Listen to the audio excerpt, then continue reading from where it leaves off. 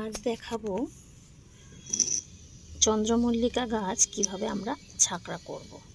তো সবার আগে আমাদের দেখতে হবে গাছের গোড়ায় কোনো রকমভাবে আগাছা বড় হতে দেওয়া যাবে না। তো যেহেতু বর্ষার সিজন, এখন খুবই ঘাস হচ্ছে, তো আমি সেটা পরিষ্কার করে দিলাম। আর নেক্সট হচ্ছে আমাদের কি করতে হবে, দাঁড়ো, এ দেখো যে মাথাগুলো দেখছো, জাস্ট পিঞ্চ করো। দেখো এখানে কুড়ি এসে গেছে, তো এইসব নেওয়া যাবে না। এটাকে আমি একটু পিঞ্চ করে নিলাম। যত পিঞ্চ করবে, এ দেখো এরকমভাবে জাস্ট তুলে দাও।